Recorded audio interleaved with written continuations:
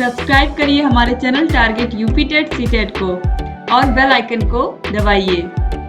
Hello दोस्तों, मैं आनंद स्वागत करता हूं आप सभी का आपके अपने चैनल और app target UP TET CTET में। दोस्तों, मैं आपको डीएलएड 4th सेमेस्टर गणित विषय पढ़ा रहा हूं और इसमें हम डिस्कस कर रहे हैं आपके राजन सीरीज के लघुत्तरीय प्रश्नों को। इससे पहले मैंने आपके सभी बहुविकल्पीय, अतिलघुत्तरीय और लघुत्तरीय प्रश्न संख्या 40 तक डिस्कस कर दिया है। अब इससे पहले की क्लासेस चाहे हो, जो सिलेबस को मैंने आपका पूरा पढ़ाया है, 4th सेमेस्टर का सिलेबस आपको पूरा इसी चैनल पे पढ़ने को मिल जाएगा और उसका जो लिंक है वह नीचे डिस्क्रिप्शन में दिया गया है।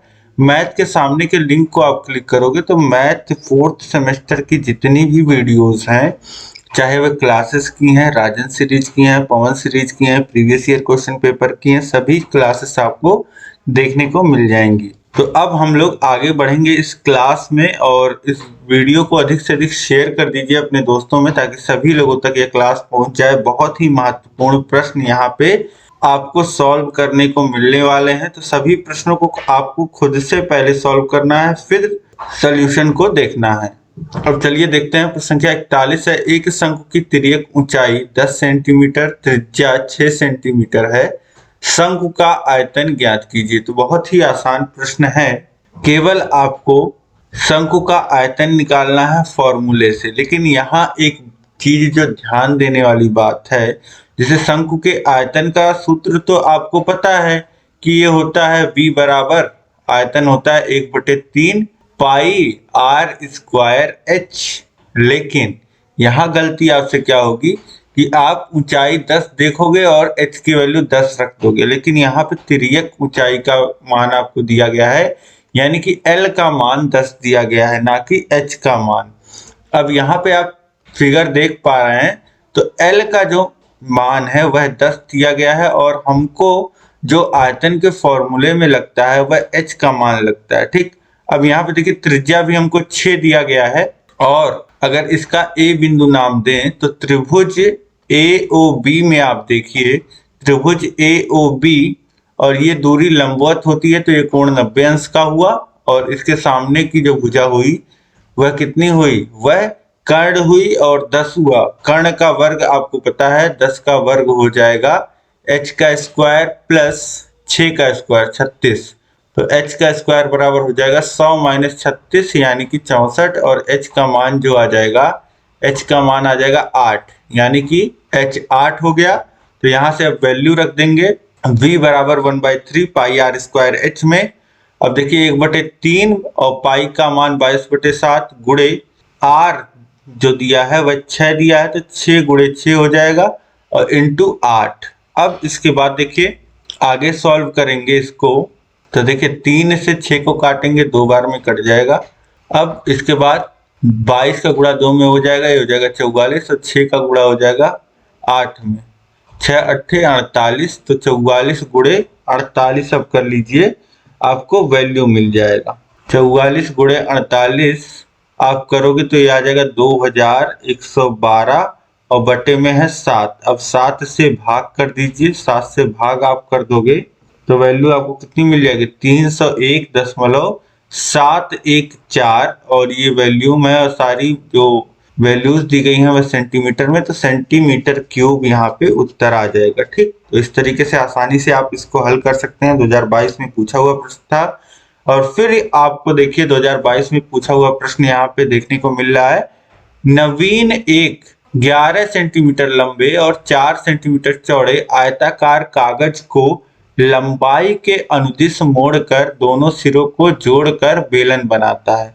बेलन का आयतन ज्ञात कीजिए। अब आप क्या करिए कि जो आपके कॉपी का एक पेज है वो आप ले लीजिए, या फिर A4 साइज का जो पेज होता है वह आप ले लीजिए और उसको इस तरीके से आप रख दीजिए। इस तरीके से आप रख दोगे, ठीक, वही यहाँ पे दिया गया है 11 सेंटीमीटर मान लीजिए और ये 4 सेंटीमीटर। अब ये A और B कोने को आप पकड़िए और इन दोनों को मिलाने का कोशिश करिए।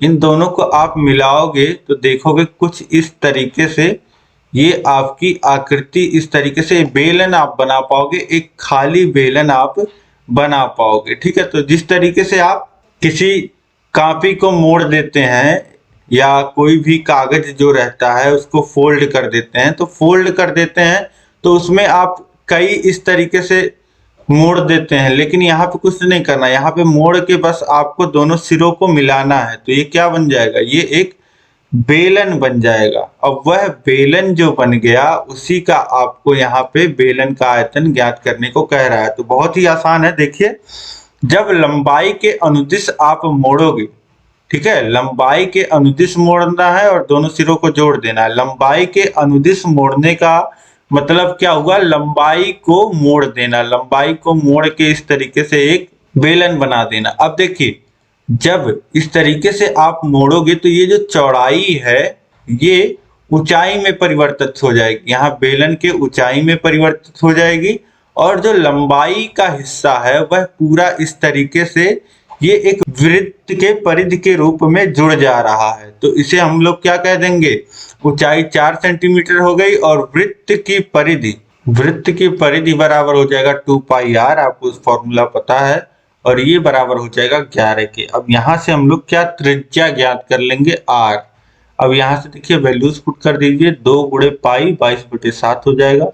अब आर का मान हो जाएगा 11 गुणे 7 और बटे में 2 गुणे 22। अब 11 से 22 को काटेंगे 2 बार में कट जाएगा और बचेगा क्या, 2 नीचे, 2 गुणे 2 और ऊपर 7, तो 7/4 ये आपका त्रिज्या का मान आ जाएगा। इसके बाद आयतन आपसे पूछ रहा है, आयतन क्या होता है, पाई आर स्क्वायर एच। तो वैल्यूज रख दीजिए, पाई की वैल्यू 22/7, आर 7/4 गुणे 7/4 गुणे 4, 4 से 4 कट जाएगा और फिर 4 2 से काट सकते हैं और ये 11, 11 का गुणा 7 में हो जाएगा, तो हो जाएगा 77 और 77/2 ये मान आ जाएगा, और 2 से भाग चला जाएगा तो ये आ जाएगा 38.5 सेंटीमीटर। तो इस तरीके से यहाँ पे आप बेलन का आयतन निकाल लोगे, ये आ जाएगा 38.5 सेंटीमीटर क्यूब या घन सेंटीमीटर आप लिखिएगा, ठीक है। अब इसके बाद हम लोग अगला प्रश्न देखेंगे। देखिए अगला प्रश्न है प्रश्न संख्या 43। नीचे दी गई सारणी की संचयी बारंबारता ज्ञात करते हुए माध्यिका ज्ञात कीजिए।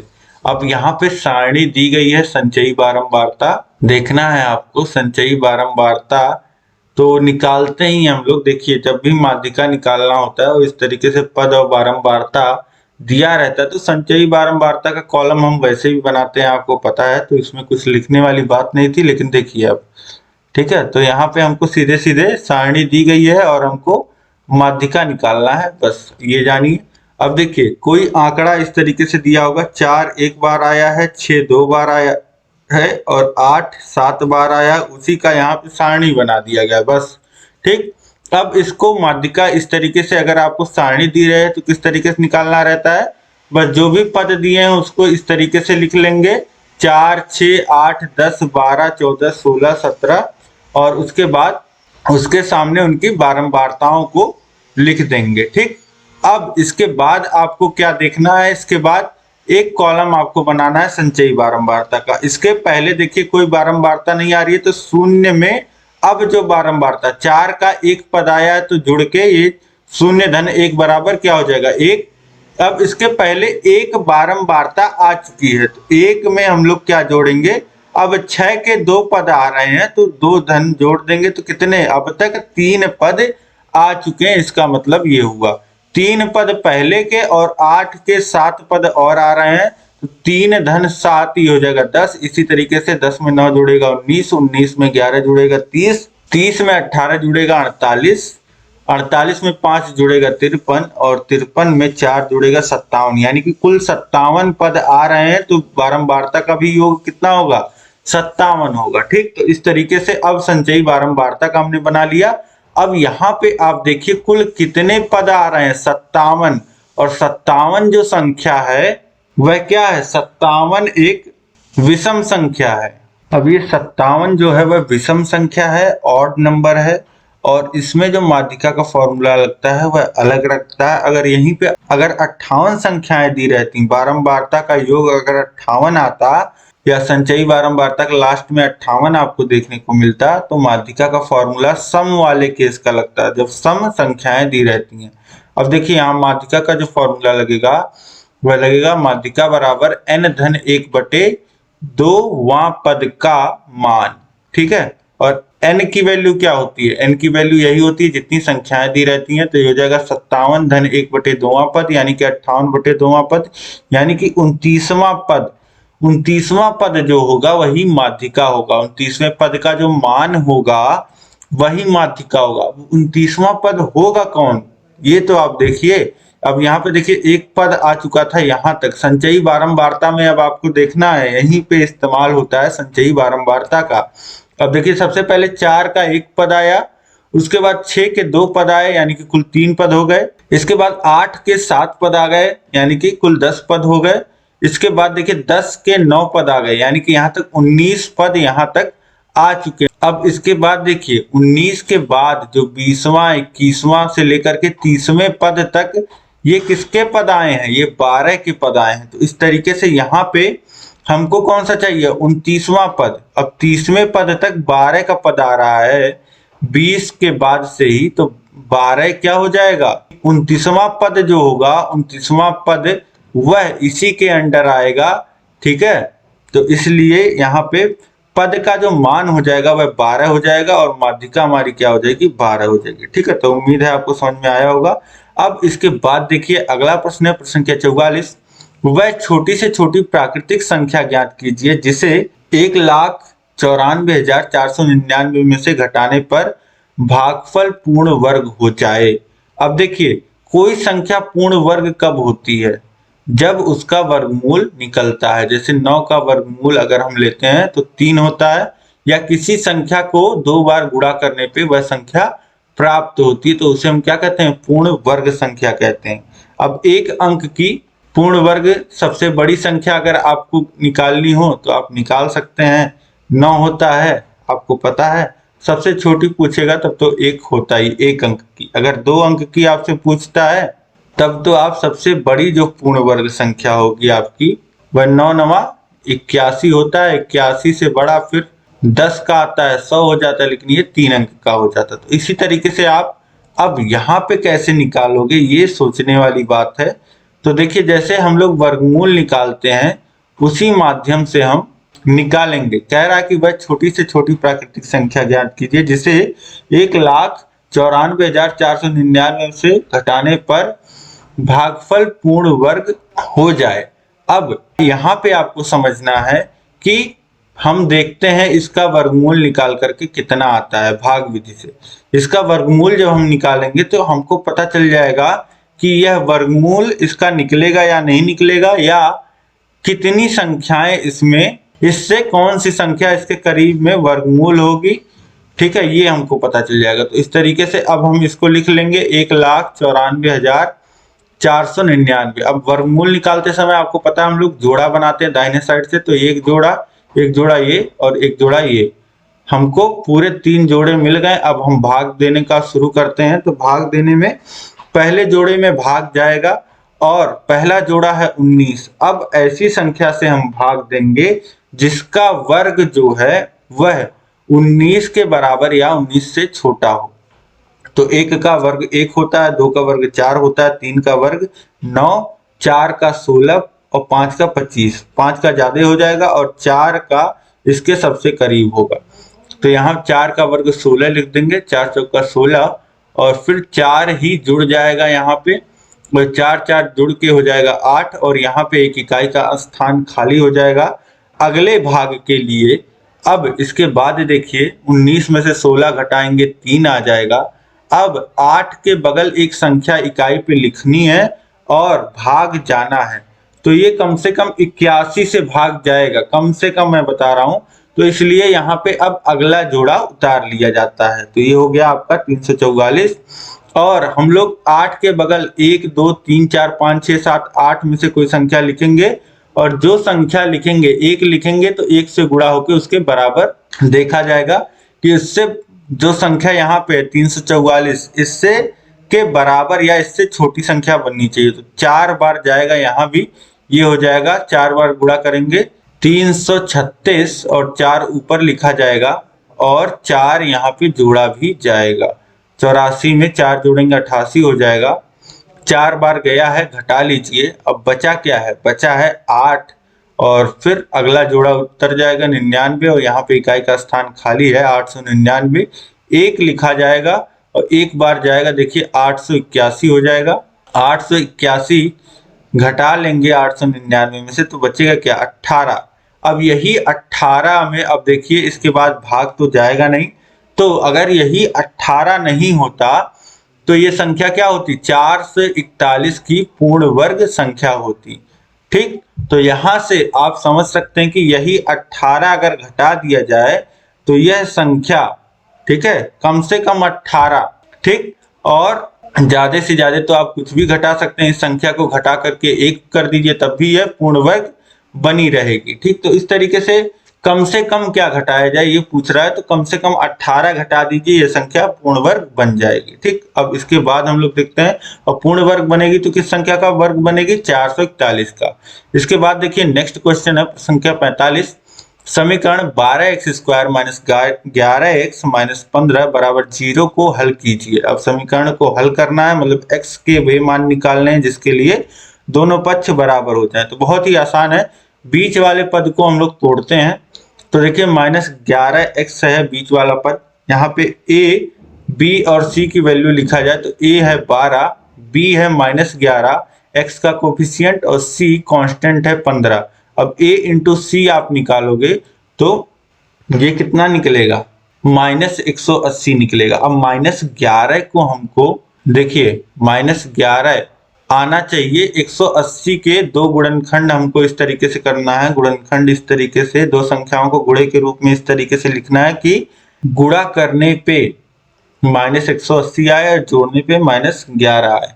तो ऐसी कौन सी संख्याएं हैं, ऐसा देखिए 20 9, तो -20 और -9, ठीक है, तो ये -20 और 9 आपको मिल जाएगा, गुणा करेंगे तो -180, जोड़ेंगे तो -11। तो इस तरीके से आप समझ गए, -11x को हम लोग क्या लिख देंगे, -20x धन 9x। तो इसका आपको गुणनखंड करने को आसानी हो जाएगा यहाँ पे। तो अब इसके बाद देखिए पहले दो पद हैं 12x² माइनस 20x और बाद के दो पद हैं 9x माइनस 15। अब देखिए इसमें से कॉमन क्या मिल सकता है, देखिए यहाँ 12 है, यहाँ 9 है कोफिशिएंट, 12 है और यहाँ 20 है, तो कॉमन क्या मिल सकता है, 4 कॉमन मिल सकता है। और यहाँ x² है, यहाँ x, तो x कॉमन मिल जाएगा, तो 4x कुल कॉमन मिल जाएगा। 12x² में से 4x² आप कॉमन लेंगे तो बचेगा 3x और -5, ठीक, यहाँ बचेगा -20x की जगह, 4x कॉमन लेने के बाद। इसके बाद देखिए 9x है, -15 है, तो क्या कॉमन लिया जा सकता है, देखिए 3 दोनों को विभाजित करता है 9 और 15 को, तो 3 कॉमन आ जाएगा, तो +3 कॉमन लेंगे तो बचेगा क्या, 3x - 5। अब 3x - 5 दोनों जगह है, कॉमन ले लीजिए, यहाँ बचा है 4x और यहाँ बचा है +3, तो दूसरे ब्रैकेट में हो जाएगा 4x + 3। तो इस तरीके से बराबर 0 लिख देंगे। अब जब हल निकालना है हमको समीकरण का, ये तो गुणनखंड हो गया समीकरण का, इसके बाद जब हल निकालना है तो एक एक को बराबर के 0 दिखा देंगे, क्योंकि 3x - 5 अब ये गुणे में है 4x + 3, तो इसको बराबर के उधर भेज देंगे, 0 के बटे में हो जाएगा, यानी कि 3x - 5 बराबर 0 हो जाएगा। और x का मान कितना आ जाएगा, x का मान आ जाएगा 5/3। और यहीं से फिर अब 3x - 5 को 0 बराबर के उधर भेज देंगे तो ये 0 हो जाएगा, 4x + 3 बराबर 0 और x बराबर -3/4। तो इस तरीके से x की दो वैल्यू मिल जाएंगी, यही समीकरण का हल हो जाएगा, ठीक है, हल करने को बोला था, यही हल निकल जाएगा। इसके बाद देखिए अगला प्रश्न है प्रश्न संख्या 46, 5 वर्ष पहले पिता की आयु अपने पुत्र की आयु की 3 गुनी थी, 10 वर्ष बाद पिता की आयु अपने पुत्र के आयु की 2 गुनी हो जाएगी, पिता और पुत्र की वर्तमान आयु ज्ञात कीजिए। तो यहाँ पे बहुत आसान प्रश्न होता है ये, बस आपको सही से समझना है वर्तमान स्थिति को, और आगे जो वर्ष बाद या वर्ष पहले की बात किया रहेगा, सही से आपको मान लेना है, समीकरण बना लेना है, समीकरण को हल कर लेना है, इतना काम होता है। अगर आपको समीकरण बनाने आ गया और हल करने आ गया तो इस प्रश्न में कुछ भी नहीं है। अब देखिए बात कर रहा है कि 5 वर्ष पहले पिता की जो आयु थी अपने पुत्र के आयु की 3 गुनी थी और 10 वर्ष बाद पिता की आयु अपने पुत्र की आयु की 2 गुनी हो जाएगी। हम लोग जो भी मानेंगे वह वर्तमान में मानेंगे। तो पुत्र की आयु वर्तमान में हम लोग मान लेते हैं x और पिता की आयु जो है वर्तमान में मान लेते हैं y। तो x और y हमने मान लिया, पुत्र और पिता की आयु। अब देखिए 5 वर्ष पहले की बात जब कर रहा है यहाँ प्रश्न में, 5 वर्ष पहले, तब का आप उम्र लिख लीजिए। तो 5 वर्ष पहले जो पुत्र का उम्र रहा होगा, इस समय अगर x है तो 5 वर्ष पहले कितना रहा होगा, x माइनस 5 रहा होगा।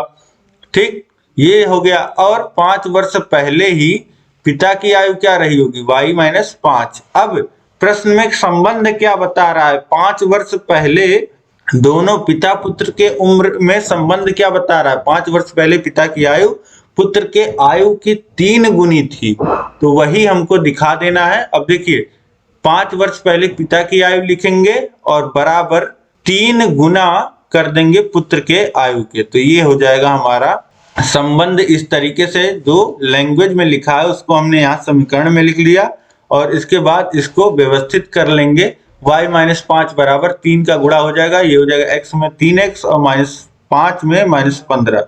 तो अब इसके बाद देखिए 3x, y को इधर ले आएंगे 3x के इधर, तो 3x माइनस y और माइनस 5 इधर प्लस 5 हो जाएगा, ये हो जाएगा माइनस 15 धन 5, तो माइनस 10 हो जाएगा और बराबर 0। ये हमको पहला समीकरण मिल गया यहाँ पे। ठीक है, ये हमने संबंध खोज लिया। इससे 5 वर्ष पहले की बात जो प्रश्न में बताया है उसके द्वारा हमने समीकरण बनाया, समीकरण संबंध जो बताया है उससे हमने समीकरण प्राप्त कर लिया। अब इसी तरीके से यही काम हमको करना है जो 10 वर्ष बाद बता रहा है। 10 वर्ष बाद पिता की आयु अपने पुत्र के आयु की 2 गुनी हो जाएगी। इस संबंध को समीकरण में लिखिए आप। तो 10 वर्ष बाद पुत्र की आयु कितनी हो जाएगी, x धन 10 और पिता की उम्र कितनी हो जाएगी, y धन 10। अब इसको 10 वर्ष बता रहा है, यही लिख दीजिए प्रश्नानुसार, प्रश्न के अनुसार पिता की जो आयु है वह y धन 10 हो जा रही है 10 वर्ष बाद और बराबर 2 गुना किसके, पुत्र के आयु के। अब इसको सॉल्व करेंगे तो हो जाएगा y धन 10 बराबर 2 गुणे x यानी कि 2x और धन 2 गुणे 10 यानी कि धन 20। अब ये हमारा क्या हो जाएगा, इसको व्यवस्थित कर लेंगे 2x माइनस वाई धन 10 बराबर 0। ये हमारा दूसरा समीकरण आ गया। अब आपको पता है 2 समीकरण यहाँ पे आपको मिल गए। इन दोनों समीकरणों को हल करेंगे हम तो हमको उत्तर मिल जाएगा, x y का मान मिल जाएगा। देखिए हल करने की 2 विधियां होती हैं, विलोपन विधि, प्रतिस्थापन विधि। तो विलोपन विधि हम लोग अपनाते हैं क्योंकि कोफिशिएंट जो है वह हमको बराबर दिख रहे हैं। आप देखिए ये पहले समीकरण को और दूसरे समीकरण में देखिए तो दोनों में माइनस वाई है। ठीक है, दोनों में माइनस वाई है, तो पहले में से अगर दूसरे को घटा देते हैं तो जो चिन्ह है वह परिवर्तित हो जाएगा, वो आपस में दोनों विलुप्त हो जाएंगे। विलोपन विधि इसी को कहते हैं। तो देखिए 3x माइनस वाई माइनस 10 बराबर 0 और 2x माइनस वाई धन 10 बराबर 0, ये दोनों समीकरण को लिख लिया। अब इसको घटा रहे हैं दूसरे वाले समीकरण को, तो देखिए प्लस 2x जहां है वो माइनस 2x हो जाएगा और जहां प्लस y है वो माइनस y हो जाएगा और प्लस 10 माइनस 10 हो जाएगा। चिन्ह सारे परिवर्तित हो जाएंगे जब घटा रहे हैं। अब इसके बाद देखिए 3x माइनस 2x बचेगा कितना, x और माइनस वाई प्लस वाई क्या हो जाएगा, ये हो जाएगा आपस में कट जाएगा, 0 हो जाएगा और माइनस 10 कितना हो जाएगा 20। तो x माइनस 20 बराबर इधर 0 है तो ये 0 हो जाएगा और x बराबर कितना आ जाएगा 20, यानी कि x की उम्र जो पुत्र की वर्तमान उम्र है वह 20 वर्ष आ जाएगी। और अब इसके बाद आगे हम y का मान निकालेंगे। किसी भी एक समीकरण में x का मान रख दीजिए तो ये हो जाएगा, दूसरे समीकरण में अगर रख रहे हैं तो 2x माइनस वाई धन 10 बराबर 0 और 2 गुणे x की जगह 20 आ जाएगा माइनस वाई धन 10 बराबर 0 और ये हो जाएगा माइनस वाई, ये 40 हो जाएगा और माइनस वाई और धन 10 यानी कि 40 और 10 जुड़ जाएगा 50 और माइनस वाई उधर चला जाएगा तो ये हो जाएगा y बराबर 50। तो इस तरीके से पिता की वर्तमान आयु कितनी आ गई? 50 वर्ष। तो अतः पिता की आयु 50 वर्ष तथा पुत्र की आयु 20 वर्ष है वर्तमान में। ठीक है, तो इस तरीके से आसानी से इस प्रश्न को भी आप हल कर सकते हैं। इसके बाद हम लोग देख रहे हैं अगला प्रश्न, प्रश्न संख्या 47। पार्श्व चित्र में ओ वृत्त का केंद्र है, ABCD एक चक्रीय चतुर्भुज है, कोण ADC 140 अंश है, तो कोण BAC इस कोण का मान हमको ज्ञात करना है। तो देखिए बहुत ही आसान है। यहाँ पे ओ वृत्त का केंद्र है और आपको O से गुजरती हुई एक जीवा दिख रही है, तो ये क्या होता है? ये व्यास होता है। AB यहाँ पे क्या है? व्यास है। और व्यास जब भी गुजरता है तो वृत्त को 2 बराबर भागों में बांटता है, और 2 बराबर भागों में बांटने के बाद इसी व्यास के द्वारा कोई भी परिधि पे कोण बनता है, तो वह कोण क्या होता है? अर्धवृत्त में बना कोण, और वह कोण समकोण होता है 90 अंश का, यानी कि यह कोण हमने निकाल लिया 90 अंश का है। अब इसके बाद आप चतुर्भुज ABCD को देखेंगे। ये एक चक्रीय चतुर्भुज है, तो सम्मुख कोणों का योग कितना होगा? 180 अंश होगा, यानी कि ये 140 है, तो ये भी कितना हो जाएगा? ये 40 अंश हो जाएगा। अब आपको यहाँ पे 2 कोण पता चल गए इस त्रिभुज में, त्रिभुज ABC में आपको 2 कोण पता है, तो तीनों अंतः कोणों का योग जो होता है वह 180 अंश के बराबर होता है। अब यहाँ पे तीनों कोणों का योग हम दिखा देंगे 180 अंश के बराबर, और इस कोण का मान हमको मिल जाएगा 90 और धन 40 130, 180 में से घटा दीजिए 130, तो आपको मिल जाएगा 50 अंश। तो इस कोण का जो मान मिल जाएगा, जो हमको ज्ञात करने को कहा है कोण BAC, इसका मान जो आ जाएगा वह 50 अंश आ जाएगा। बस 2 नियम आपको पता होने चाहिए थे यहाँ पे कि अर्धवृत्त में बना हुआ कोण समकोण होता है, और जो चक्रीय चतुर्भुज के सम्मुख कोण होते हैं वह 180 अंश के होते हैं। अब देखिए मान लेते हैं कई लोग के नियम भी पता रहता है, लेकिन क्वेश्चन सॉल्व नहीं हो पाता। जब तक आप तरह तरह के क्वेश्चन अटेम्प्ट नहीं करोगे तब तक यह आपको नहीं आएगा। इसीलिए यह मैथ जो है वह प्रैक्टिस मांगता है। ठीक है, तो खुद से हर एक सवाल को पहले अटेम्प्ट करने का कोशिश किया करिए, तभी आपकी प्रैक्टिस अच्छी बनेगी। अब हम लोग अगला प्रश्न देखेंगे। देखिए प्रश्न संख्या 48 है। एक लंबवृत्तीय शंकु की ऊंचाई और व्यास का अनुपात है 3:2 और आयतन 1078 घन सेमी है, तो उसकी ऊंचाई क्या है? अब यहाँ पे बता दिया है कि एक लंबवृत्तीय शंकु है और उसके ऊंचाई और व्यास में जो अनुपात है वह 3:2 का है, और आयतन दे दिया गया है, तो उसकी ऊंचाई ज्ञात करने को बोल रहा है। अब देखिए जहां कहीं भी अनुपात में चीजें दी रहती हों और वही चीजें आपको निकालनी हो, तो उनको मान लिया करिए आप उसी रूप में। जैसे आपको शंकु और की ऊंचाई और व्यास 3:2 का अनुपात दिया गया है, तो ऊंचाई मानिए 3x और व्यास मानिए 2x, तो वही यहाँ पे किया गया है। शंकु की ऊंचाई 3x माना, शंकु की ऊंचाई 3x, तो व्यास क्या हो जाएगा? 2x हो जाएगा। ठीक, अब देखिए जब व्यास 2x हो गया तो व्यास का आधा होता है त्रिज्या, त्रिज्या कितना हो जाएगा? x हो जाएगा।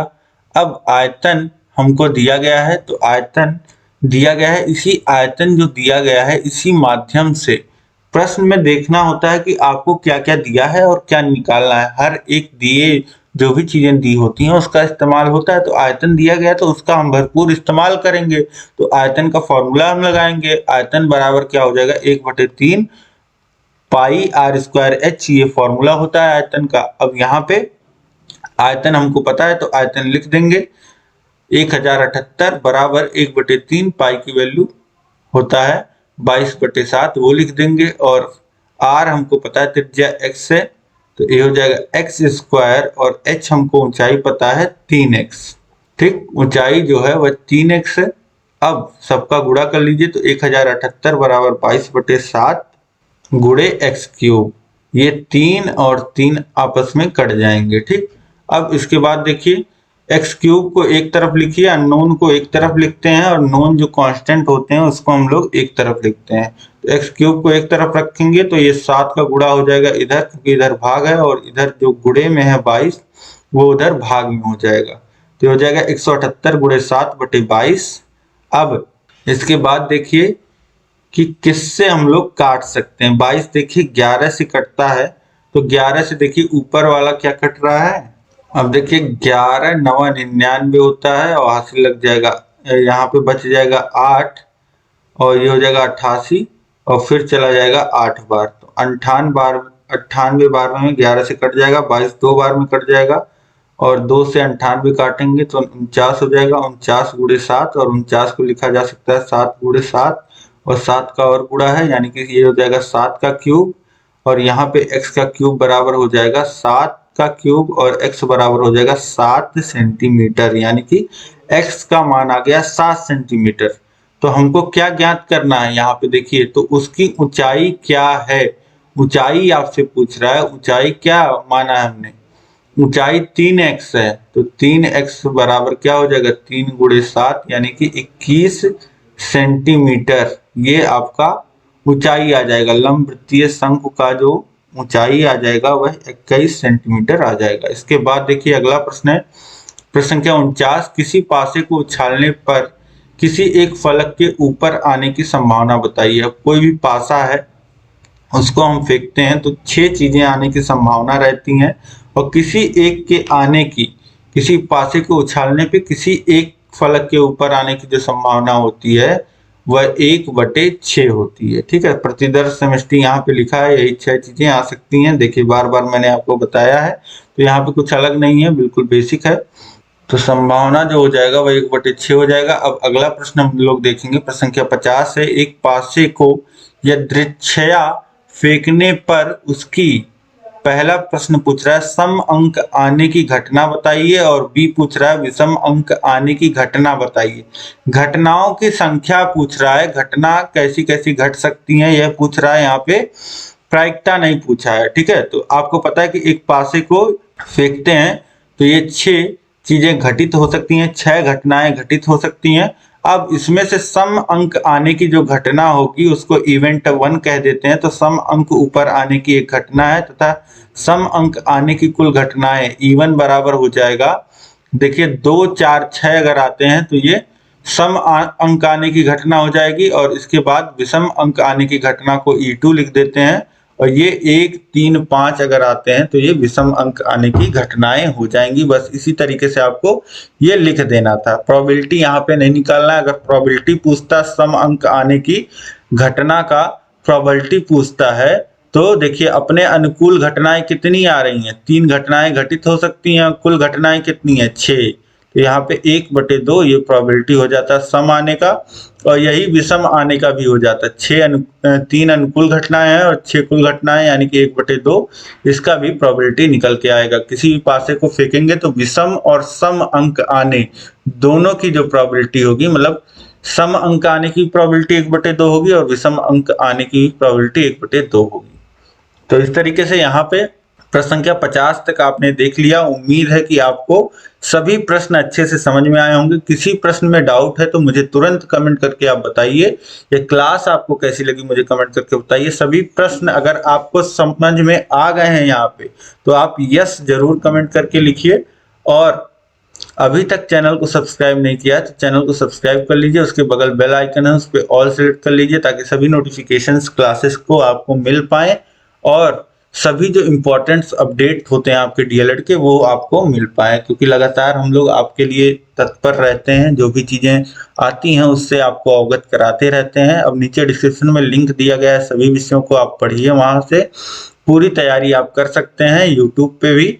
और अगर आप बहुत अच्छे ढंग से बिना किसी डिस्टरबेंस के सभी पीडीएफ नोट्स प्राप्त करते हुए, प्रिंट करते हुए पढ़ना चाहते हैं और सभी वीडियोस को डाउनलोड करके ऑफलाइन देखना चाहते हैं बिना प्रचार के, टेस्ट सीरीज देना चाहते हैं, राजन पॉन सीरीज का पूरा सोल्यूशन, उसका पूरा PDF, previous year question paper, master class, ये सारी सुविधाएं अगर आपको चाहिए तो नीचे डिस्क्रिप्शन में हमारे ऐप टारगेट यूपीटेट सीटेट का लिंक दिया गया है, वहां से ऐप को डाउनलोड करिए और 4th सेमेस्टर कोर्स वहां पे आपको मिल जाएगा, उसको परचेज कर लीजिए और उसमें पढ़ाई आप लगातार बहुत कम समय में बहुत अच्छे ढंग से कर पाएंगे। अब हम लोग मिलेंगे नेक्स्ट क्लास में। नेक्स्ट क्लास में लघुत्तरीय प्रश्नों को हम समाप्त करेंगे।